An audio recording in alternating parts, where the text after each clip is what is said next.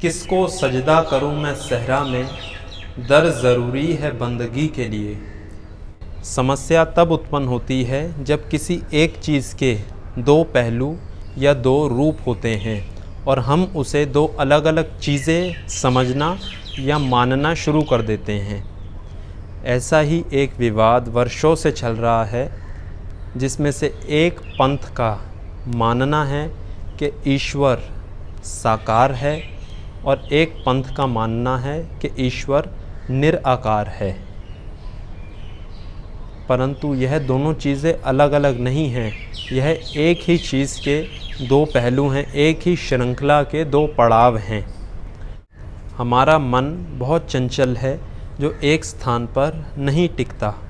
उसको किसी एक स्थान पर टिकाने के लिए या बांधने के लिए पहले उसको साकार रूप दिखाया जाता है, किसी एक प्रतिमा, मूर्ति या बुत से उसको बांधा जाता है, जिससे धीरे धीरे श्रद्धा उत्पन्न हो और वो साकार रूप को समझकर फिर धीरे धीरे आगे की यात्रा निराकार की ओर आरंभ कर सके। और जो बुद्धि, मन या चित्त पहले ही इस तत्व को समझ लेता है, वो निराकार की यात्रा आरंभ कर देता है। और जो साकार से यात्रा आरंभ करते हैं, वो धीरे धीरे फिर निराकार की यात्रा तक पहुंच जाते हैं। परंतु इसका अर्थ यह नहीं है कि हम किसी भी पंथ, किसी समुदाय या किसी की भी भावना को ठेस पहुंचाएं या उसके प्रति अनादर करें, क्योंकि वो शक्ति तो एक ही है।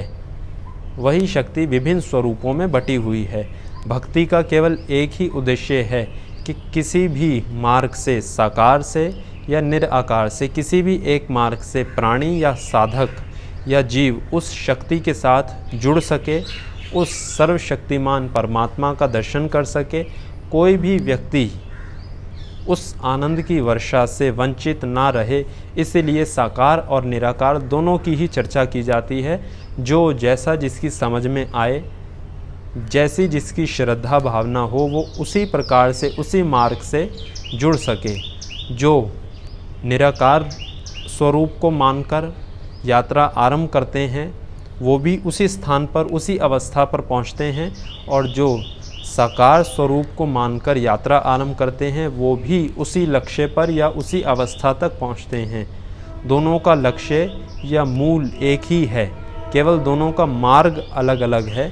तो इन दोनों में कोई भी भेद नहीं समझना चाहिए, साकार या निराकार।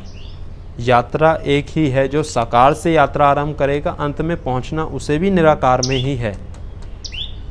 तो इस प्रकार से साकार और निराकार को एक ही श्रृंखला के दो पहलू या दो पड़ाव समझने चाहिए, दो अलग अलग चीज़ें नहीं समझनी चाहिए।